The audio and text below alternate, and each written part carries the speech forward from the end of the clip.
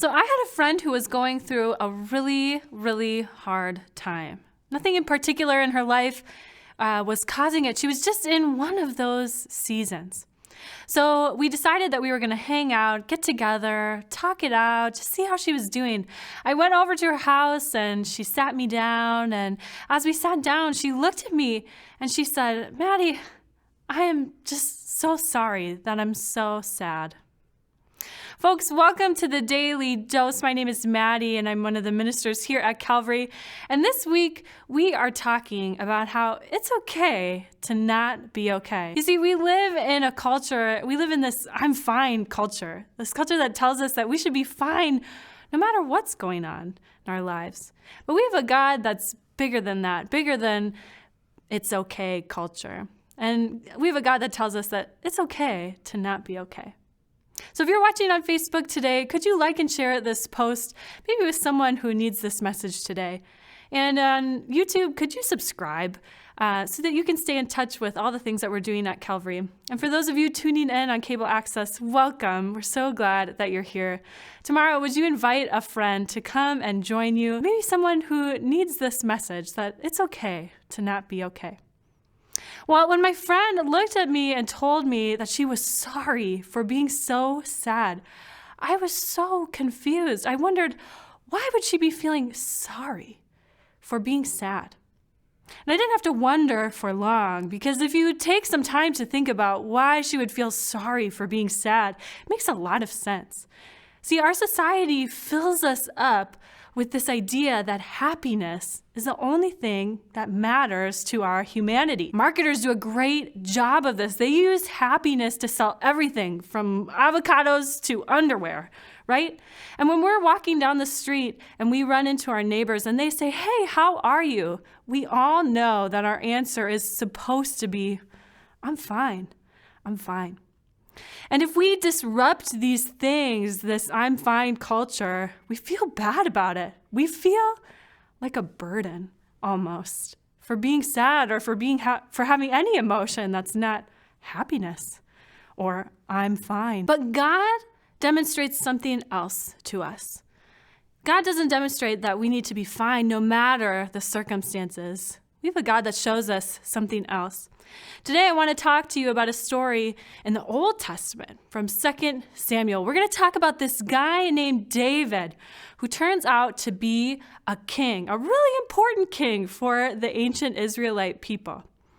Now, David had an interesting story, to say the least. And to sum it up quickly, when David comes to power, there's a lot of dynamics going on when he comes to power as king. And one of the interesting things that happens is that David's son, Absalom, fights against David for the throne.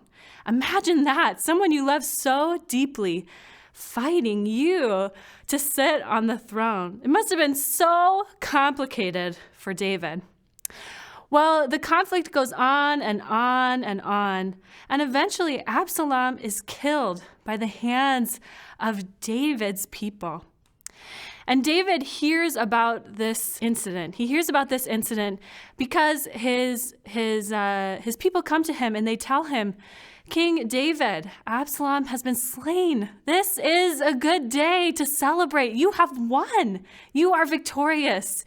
You can sit on the throne uncontested." This is a day that people anticipate that David would be celebrating. He would be so happy. But something else happens here. So this is from 2 Samuel 18, verse 33. When David heard that Absalom was slain, he went up into his chamber over the gate and wept. As he went, he said, "Oh, my son Absalom, my son Absalom, if only I had died instead of you. Oh, Absalom, my son, my son." You see, David doesn't take this time to celebrate like the rest of his people are doing because David is hurting for his son. David is sad over the death of his son whom he loved. Even the conflict and the victory from the conflict doesn't take away the fact that David is hurting and saddened over the death of his son. And here, David shows us something really important. Instead of being called into that celebratory moment with David's people, David takes time to step away and to weep over his son. He takes time to sit in the sadness. He takes time to not be okay. David goes on to rule for many more years after this, but it's important to note that he takes time to just not be okay. I think we can learn a lot from this, that disrupting the I'm fine culture with our own sadness, with our own emotions, doesn't have to be a burden, and we don't have to feel that guilt from it. We can sit in there, and it's a holy space. Folks, this is such an important message. It's okay to not be okay, and we have a God that says it's okay to not be okay. So wherever you're at this week on the spectrum of emotions, we invite you to join us as we talk about it's okay to not be okay.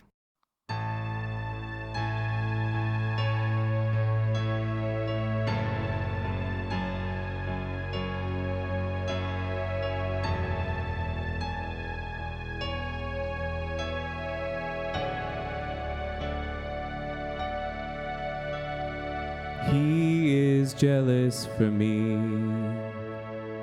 Love's like a hurricane. I am a tree bending beneath the weight of his wind and mercy.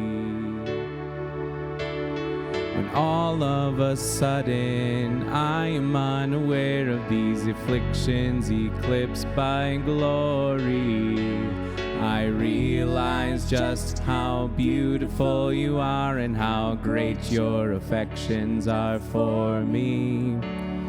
And oh, how he loves us so.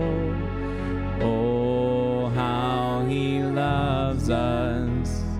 How he loves us so.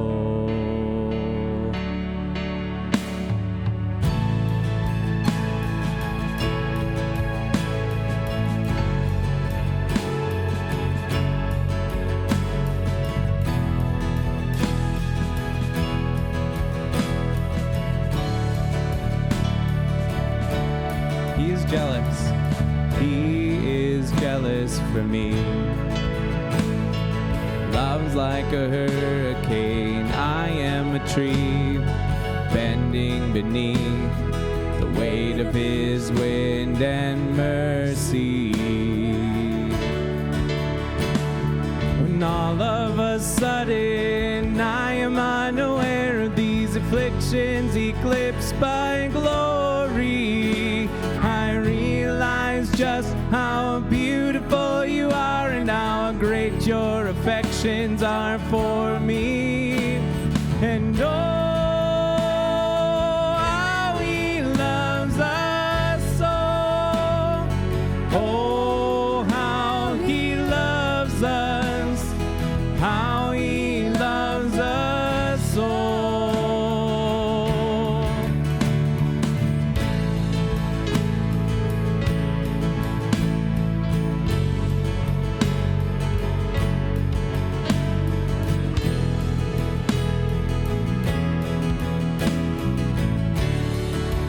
Yeah, he loves.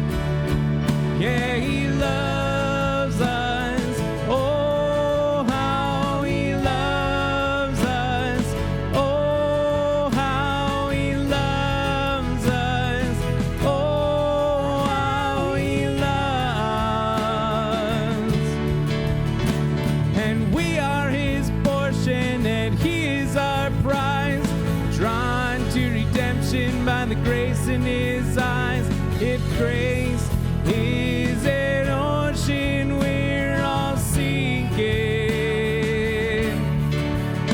So heaven meets earth like a sloppy wet kiss, and my heart turns violently inside of my chest.